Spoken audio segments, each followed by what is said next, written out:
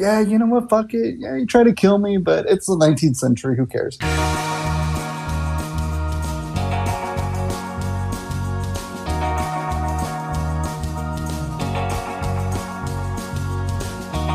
Hello, everyone. Welcome to the Underrated Podcast. In this podcast, we discuss the films that we feel are underrated, underappreciated, or ones that have just slipped under the radar and passed most people by. I'm Derek McDuff, and with me are Fred and Alan Torres. What's Yo, good? what's up? As well as Ariel Ortiz. Hello. Today, we're going to be talking about Sunrise, A Song of Two Humans, a 1927 silent film directed by F.W. Murnau. Or Moreau, not sure how to pronounce that, it's German, and it's based on the short story The Excursion to Tilst by Carl Mayer. It stars Janet Gaynor, George O'Brien, and Margaret Livingston. The film opened only a few weeks before The Jazz Singer, which was essentially the first film of the sound era. And while critically at the time it did all right, critical surveys recently, like the Sight and Sound Poll or the American Film Institute, have praised it. However, it has largely been forgotten by modern audience. In fact, the film is rarely even available on DVD or Blu-ray, unlike a lot of the other kind of classics, quote-unquote, silent films by the likes of Charlie Chaplin, Buster Keaton, and D.W. Griffith.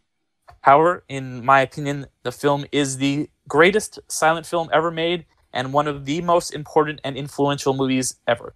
So, guys, tell me, I feel like I might be in the minority here. Tell me why you guys didn't like it. So I'll go first. It was okay. The story actually was, it was, in my opinion, it was kind of like straightforward, but it did kind of take me by surprise on one element. I did see that, so basically the overall premise of this movie is this man starts to have an affair with this woman from vacationing, and I don't know why she's vacationing in this village. It's very weird. But I was gonna say I thought it was because they have like that what is it, that lake or the river there. I thought it was one of those ideas where you go to the rich people go to the lake. It seemed like the lake was very inhospitable. Yeah. I mean that's I mean, and I don't want to stop you. I just wanted to say I think that's what it was. Like let's go like down how rich people go to Nantucket and shit like. Yeah, but I don't know. That's the only thing I could think. It's because it's just that's how it was in the time, but it seemed like very marshy for a vacation spot. Very Universal monster movie. Yeah, this man. Well, he directed Nosferatu, so that's true. Yeah, this this man from this village starts having an affair with this woman, basically the woman from the city. That's her actual character. From the city, but I can't think of the flapper. Kind of like a flapper woman from the city, and so in a way to get him to the city, this lover of his proposes in murdering his wife, and so he goes on and tries to murder it, but actually changes his mind, and they end up going to the city together on a day date, basically, and falling back in love with each other. And then on the way back, a storm happens, and they basically get capsized, similar to how the accident that was supposed to kill her does. And it seems like she gets killed, but in the end, she actually survives, and he almost kills the lover, but doesn't, because his wife is discovered as being alive. So in my opinion, when I was watching it, I was like, okay, he's not going to kill her, but she's still going to die, kind of thing. Yeah. So it did surprise me that she didn't end up dying. So I wasn't expecting that. And I did look into this movie and how it is actually on number 8 of Watch Mojo's top 10 movies of the 20s. So going back to what Derek said, and saying that it is a kind of iconic movie in its own sense, because it was the first movie that had sounds in it. Yeah, it had the sound effects. And I think they said something else. But basically, it's iconic in that way. And for me, I think based on that, it's not as it's not on anybody's radar for sure. But it isn't underrated, especially since it was kind of like critically esteemed, and it won 3 Academy Awards at the inaugural Oscars. Which I really want to get more into that later, but go on. Yeah, but yeah, it was like a kind of predictable story in my opinion. I mean, which movies back then were, and especially they kind of had to be with the lack of dialogue, so they kind of had to be easy to follow. So yeah, I mean, I appreciated it. I don't know if it's my modern lack of attention, but I in the midway, just because I was running out of time to finish it, and it was kind of dragging in a bit, I did kind of like speed up the speed of it and watched it at like 1.5. But overall, it's a beautiful story of kind of like love and like the rediscovery of love, even though, you know, in movie timeline it is unrealistic to go from you almost killing your wife to like falling back in love with her. Yeah. I want to say I beg to differ on that subject, but I will get to that. Mm-hmm. But yeah, overall, like the themes that I did appreciate the themes of like kind of, and then the sunrise kind of like imagery of that, of like fall, and the title of A Tale of Two People or Two Humans was kind of Song of Two Humans, which I thought was cool. Yeah. So yeah, overall it was okay, but I think because of it, especially in current time, of it kind of gaining more acknowledgement on different sites, lists and things like that, it might have already have a resurgence of popularity. Yeah, I mean, it shows up on like IMDb top 250, but like most people haven't seen this movie. Like, I would have never watched this movie if you didn't make me watch it. Exactly. I'll be honest, I probably would have done the same. I honestly, like, yeah, the whole just knowing he directed Nosferatu got me into it, because I was like, all right, I've seen Nosferatu. I thought Nosferatu isn't as good as a lot of. I have to give it another shot, but like for Nosferatu, I was like, this is very long for an old film like this, which I think a lot of those old movies are about. They're either 10 hours long or they're like an hour long. Yeah, old movies were just like whatever fucking time. Like, and this one, my two biggest gripes with it was I think it could have just been like an hour and 10 minutes tops. Because there are, like, in the middle of the movie, it kind of just drones a little bit. They're just having their little date, and it's like, all right, cool. Where's the plot going? And I guess the whole her just being like, oh my god, like, you were almost going to kill me, but let's fall in love again. That kind of made me go. I feel like that takes a couple of weeks to realize, like, I don't know how I feel about this person. She like flipped the switch pretty fast and being like, yeah, you know what, fuck it. Yeah, you try to kill me, but it's the 19th century. Who cares? Like, that was my only gripe with it, where I was like, maybe because it's based on the time, maybe in that time, attempted murder is a little more forgivable. But yeah, other than those two things, like the ending with, you know, the happy ending, obviously.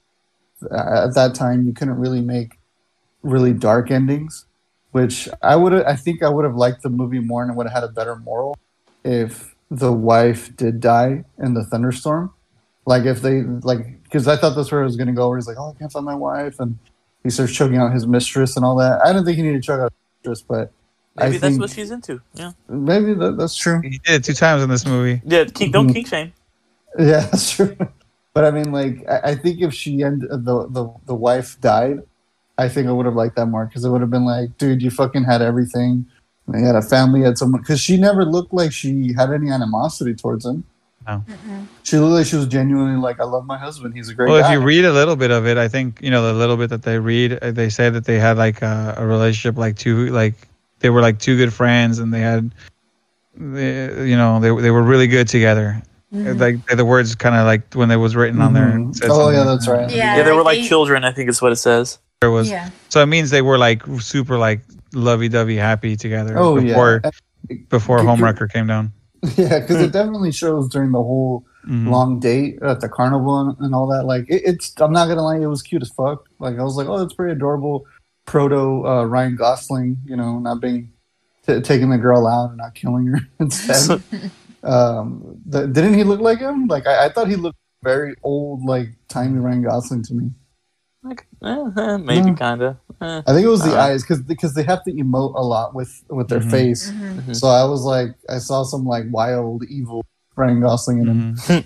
But yeah, but only God forgives Ryan Gosling. Only God forgives. Yeah, gotta go and drive.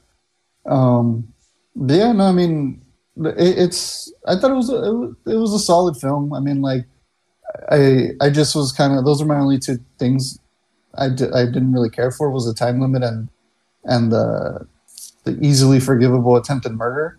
But other than that, I was just like, I understand the themes of it, I understand the morals, but I don't know, I guess maybe it's just out of my time. I did like the special effects though. I always love watching old films for like how they do their own special effects, because nowadays we're blessed with like CGI and really good practical effects if people want to. But back then it's very interesting to see like how they do like just even scenes nowadays that we would call simple. Over there they're like, fuck, how are we gonna do these dudes walking down the middle of a busy street, Yeah, but, I mean, it was really groundbreaking with its special effects. Well, yeah. Fred? All right, look. I'm just gonna go with it. I think the movie was too long. You could have cut little stuff out, right? And this is. I'm not.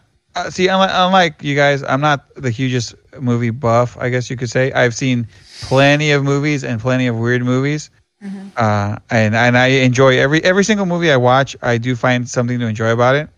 Even though I'll give my honest opinion, but that doesn't mean that I didn't enjoy it. So like even when I trash a movie, I did enjoy the movie because I watched it all the way to the end.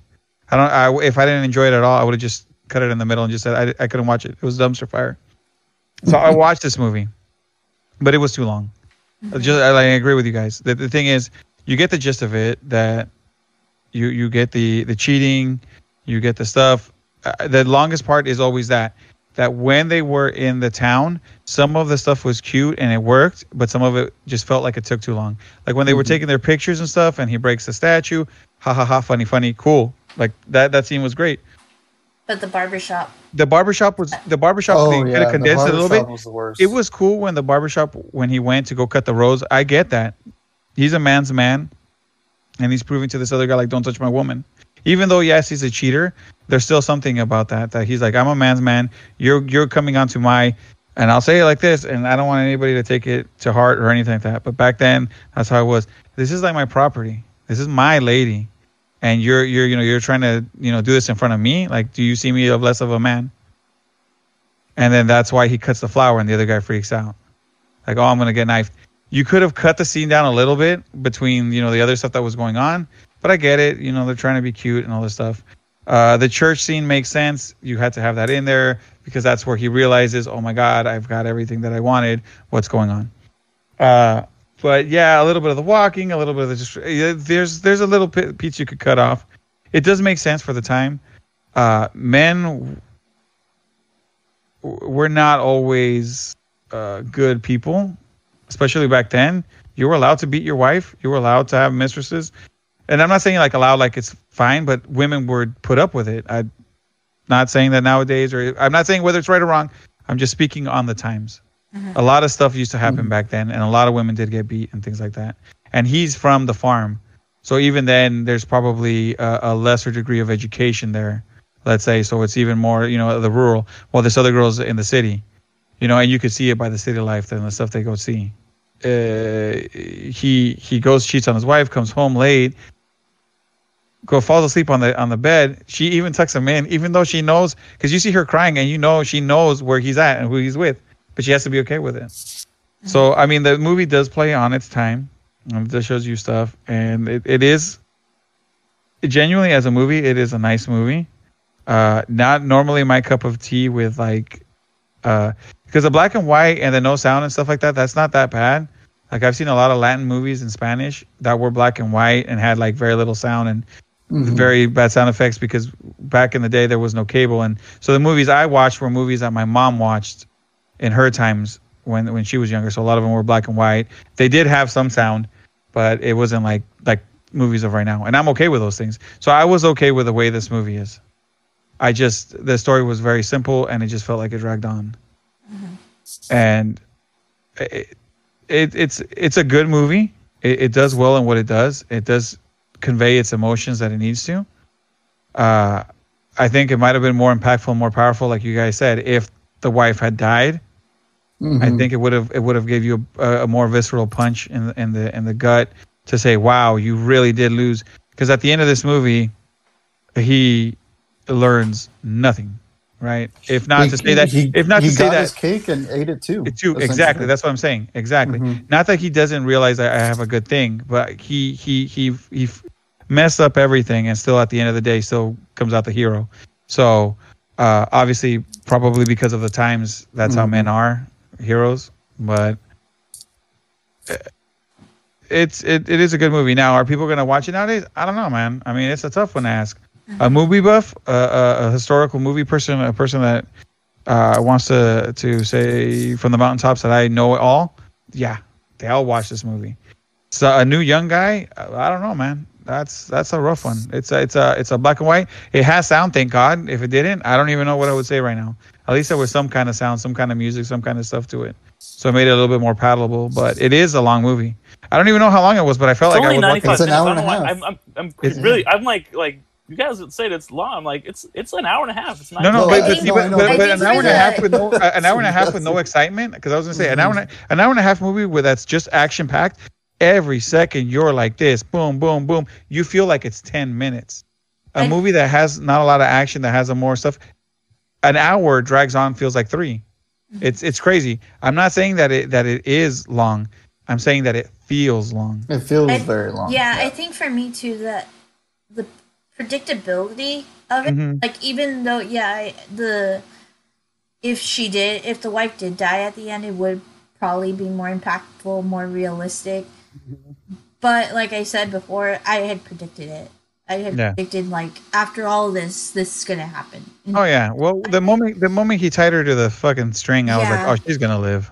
So I think just the feeling of knowing the ending, like half an hour into the movie, kind of made it a bit more dragging on. Especially, like, I mean, the city scenes, they were good. They did serve some purpose, but overall, each scene with them, like, just ensured the same purpose of them coming back as a couple. So it might have been somewhat of the repetitiveness of this. It did have beautiful visuals for the time, and I do respect, like, especially in the carnival, like, just that. Oh, that was nice. The carnival so was packed dope. The carnival in, was and nice. like you could see, even though like the zeppelins above were definitely like paper and they weren't real, but you kind of like had that grandiose feeling. Yeah, like the pig getting drunk in the 1920s. That was funny. And you know they used little people for that scene for perspective, because like the sets were too small, so he just had like little people for like perspective to look like people walking around. Fucking fooled me, dude. Yeah. I legit thought it was like. I thought it was just a studio. Like, I thought they just made it in a studio. Yeah. And you Filmed like 2 different. that, I'm like, holy sides. shit. Yeah, no, never mind. Yeah. So I do enjoy and respect and see like that. This was a very like important and impressive showing of cinematography. And in today's, like, with the practicality you were saying, that's like very ingenious. So yeah, I did enjoy it for that case, but yeah, still overall it felt longer than it was. Let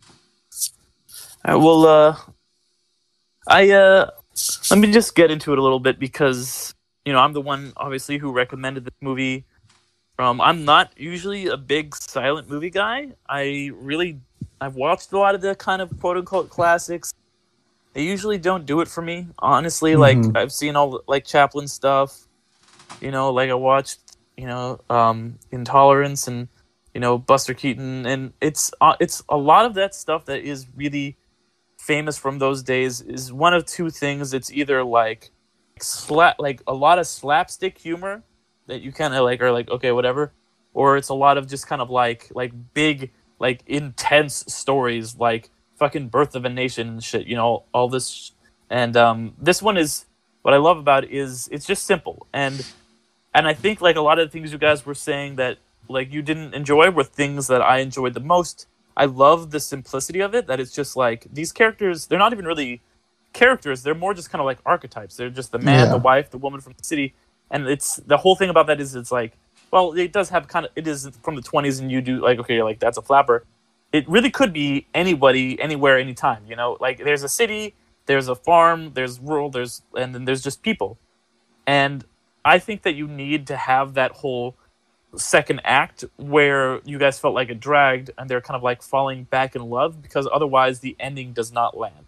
The ending where you're exactly. I agree with that. Yeah, he's like so concerned about his wife, and like everything, like if it's like, okay, he was just about to kill her and then they spent 10 minutes of love and now she's about to die, you don't really care. But because you have that time where you like feel like, oh wow, they really are in love, they're dancing, they're like hanging out with that pig, they're like have all the antics, and with the shaving and the head falling off the thing, I feel like that really really sells the love story of the movie and kind of like makes it very relatable.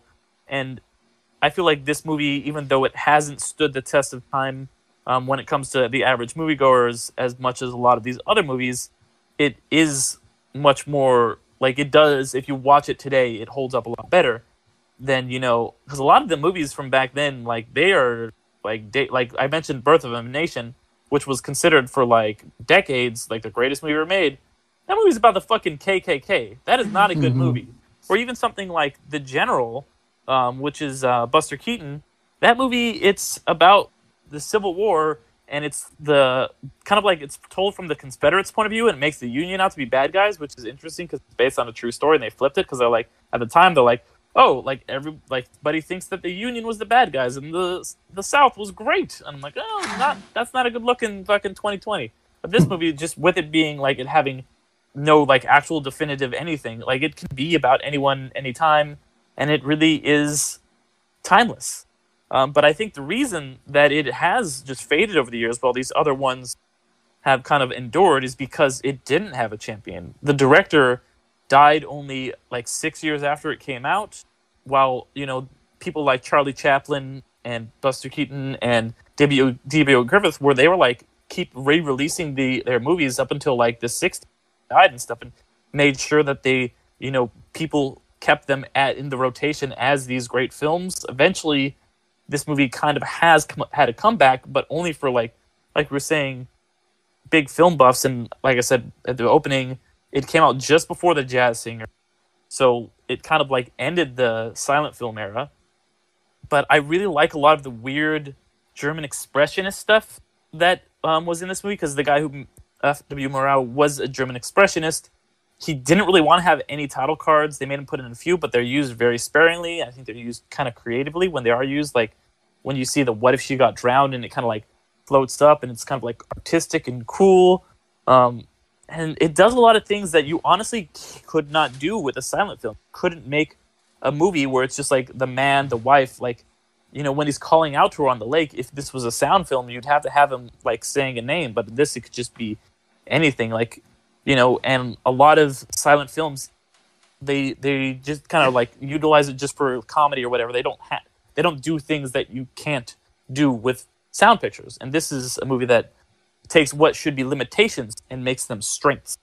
I totally agree with that, because I mean it does make the film, because like I said, a lot of the emoting is the face. Like all the main actors, you just see them always like especially since black and white, there's no colors, there's nothing that grabs your attention by the character. But like the main actors, you can tell like they just pop compared to everybody else. And I appreciate that about it, that they were able to deliver a story with just sound effects, every now and again one line of dialogue or something, And there were like 5 words too. Every line of dialogue was super small.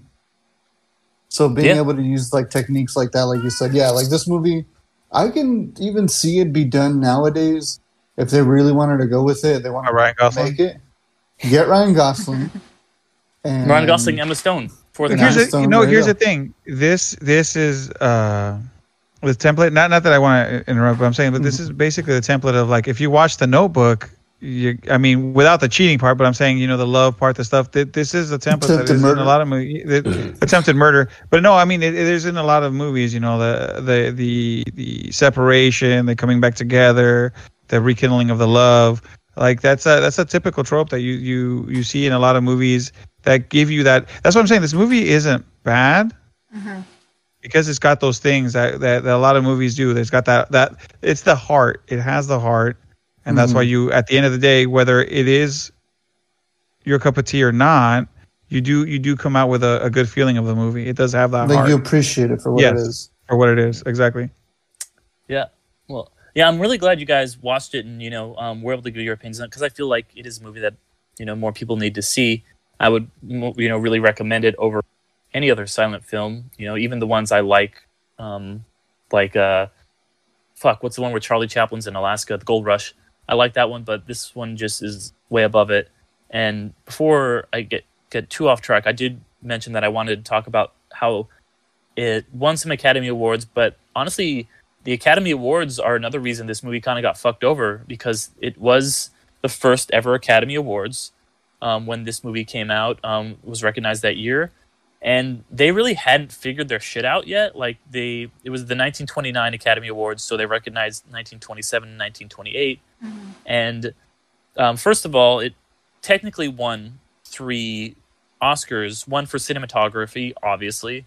It also won for Janet Gaynor Best Actress in a Leading Role, but she really it's only like a third of an Oscar because they were just like at the time they're like, oh, it's just Best Actress, like not Best Actress for a specific movie, just like Best Actress because she was in 3 movies, she was in 2 other movies, so she just won the Oscar for performance in all 3 of them. Oh wow! And then it also won the Academy Award for Unique and Artistic Picture, which is only an Oscar that was ever given out at the first Oscars. So that year there was kind of like 2 Best Pictures essentially. There's the other Best Picture which went to Wings, which was called something else. And so they were like, okay, these are kind of like the 2 Best Pictures. And then the next year they're like, you know what? Like we're going to get rid of the Oscar that Sunrise won, Academy Award for Unique and Artistic Picture, and we'll just say there was only really ever one Best Picture, and that was Wings that won this year. So like when people ask what won the first Best Picture, they always say Wings, even though really Sunrise actually did. And it was kind of like weird because it was kind of at the time they're like, oh, Wings, like we'll have one category for kind of like the more fun movies. Like Wings is like a weird World War I like dance number thing where they do like dancing on the bi-wings of planes, and this one is supposed to be kind of like the more artistic artsy film, which is what the Oscars recognize now, and that's been swept under the rug by the Academy. And obviously Janet Gaynor has a great performance in this.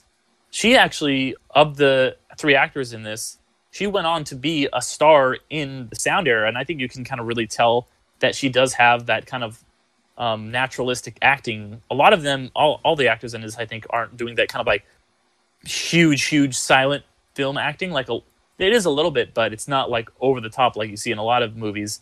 Especially Janet Gaynor, who she went on to win another Oscar. She was in the very first A Star Is Born, before Barbra Streisand or Lady Gaga or Judy Garland. She was the very first Star Is Born, and you can really tell that she's got a lot of acting chops. And it's a shame that, this movie is just kind of like, there's all this revisionist history where, it should have been the first ever Oscar winner. It was almost destroyed in 1937 Fox Vault Fire, but they managed to recover 35 millimeter of it. So it luckily has managed to survive to today. But yeah, I would say, I really hope that if anyone's interested in silent movies at all, check this out. Even if you're not and you want to see something different than the movie you're normally used to seeing, a movie shot in a different way, I should say, because it does have a very simplistic story, which I enjoy, but it is made in a way, it's told in a very different way. And if you want to check something like that out, watch this movie. Yeah, and I was just thinking, about how it's possible that while there's other outlets that are gaining are giving it recognition now, like Watch Mojo and the other ones that we've discussed, but there's also like the upsurgence of that style of black and white. Like maybe people who like the Lighthouse and like that style of the 30 millimeter and just want to like see the true versions and movies of that era will go back and see this as one of those depictions of that style. Mm-hmm. Yeah, and I'd like to see more stuff like I was really disappointed with The Artist because it's a very it's just like a movie about black and white movies, about silent movies. That's a silent movie, but they don't really do anything with it. There's nothing that they do in if that movie had sound, it would have been the same movie. There's nothing about that movie that it being in black and white and silent changed it at all. In fact, they actually shot it in color for some reason. So I would like to see more stuff like this. I love, our first episode was on Speed Racer. I love movies that are just different, and this movie is very different. Yeah, I really appreciated it. It was nice to get something a little different. I had been thinking about it for a while too, where I wanted to get something because a lot of our films are pretty recent. I think before this one, I think Ernest Scared Stupid might have been the oldest one. Yeah, Ernest Scared Stupid and The Rocketeer both came out in '91. That was the best movie that we've reviewed here. I want to let you guys know that. But that's part of the reason why I chose it. I was like, let's do something different. Let's go back, way back before. Most of our movies are from 2000. Let's go back till 1890. Let's not go that back. Let's not go that back. Let's not go too far back. I recommend. I can't remember. I think it's just called The Haunted House. Super old. No, I think it's so. I think it's so old. 5 minutes. I think it's so old. It was just called The New House at the time. It wasn't haunted. It was I think they legit just called it The Haunted House, and that was the first haunted house movie, and its effects. It's 5 minutes, 5-10 minutes long. I was that's perfect. This is pretty good. That's it. That's all you need. And that's old. I think it's 1899 or something. It's pretty fucking old. But yeah, I appreciated this one a lot. I think it's like anything, the even the more recent films I review. I mean, I didn't want to give it I didn't want to give it leeway because it was an older film, because I feel like a lot of people go, oh, it always goes both ways. It's either it's an old movie and it's black and white, it must suck, or it's a really old movie, it must be great. It's in black and white, and must be amazing, and must be an instantaneous classic of golden age Hollywood. And I'm like, no, sometimes I'm just not it. Like I said, Nosferatu, I'm a big horror guy, and I remember watching it, and I was like, damn, this is kind of boring. I was like, I understand, the hand thing, shadow or whatever the fuck, iconic, but after that, you're like, okay, it's a vampire movie. Let's go. Get going. Yeah. No, and you know what? And I agree with you, Alan. That's the thing. I try to give all these movies my most subjective feel, even for my favorite movie, some of my least favorite movie. I know I joke around sometimes being like, it's the best movie ever. They're not. It's a movie. And I like to judge every movie the same, whether it was this black and white movie or a Shakespearean movie or something. I don't know. I don't care. It's all the same. I'm going to watch them the same. I'm going to try to enjoy them the same. And at the end, I'm going to give my... If anything, if the listener can take anything away, we're going to give our honest opinion on it. Even whether it won 70 Academy Awards or won none. Or whether it won 10 gold raspberries. However it goes, whatever movie or whatever we're going to review, we're going to give our honest opinion. Whether we all agree with it or disagree with it or what happens. That's what we want to convey the most, I think. Yeah. Is that these are our honest opinions on whether good, whether bad, whether happy or sad. That's just, we're going to tell you guys what we think. And then hopefully with that, what you guys take away at the end of this is a better understanding of where we came from. And maybe it'll get you to watch them or not. Or you have and you want to disagree with one of us or agree with one of us or tell us something that we missed. We'd always appreciate all that stuff with these things. And I personally just love that we are just doing all kinds of fucking movies. This week we talked about a silent film from the 20s. Last time we talked about a Batman movie from the 90s. Batman Forever, baby. It's great, we could talk about Ernest Scared Stupid, we could talk about Zodiac. If we enjoy these movies, we'll tell you what we like about them, and that's movies that can be underrated or underappreciated for so many different reasons. And if we think it, we'll fucking tell you, Pretty well said. Well, I guess that about wraps it up for this week's episode. Thank you, everyone out there, for listening. It means a lot to us. If you want to go and subscribe to us on YouTube, give us a review on iTunes, whatever you want to do, send us an email. We're at undercastcompany@gmail.com. I just want to mention we are going to be launching a second podcast soon, headed up by our very own Ariel Ortiz. Ariel, I don't know if you wanted to talk about that a little bit. Yeah, it's called You Haven't Seen It, and it's basically takes a movie that is considered an iconic to pop culture or cinematic history, and at least one of us have never seen it. So the first episode is going to be on American Psycho, and we have a good list growing of different movies from Butch and the Sundance Kid to that. Yeah, I haven't seen that one. To things like I'm very excited to show you guys that movie. Oh Brother, Where Art Thou, and other movies that beg the question. If you admit to saying that you've never seen it, we'll get the reaction of you haven't seen it.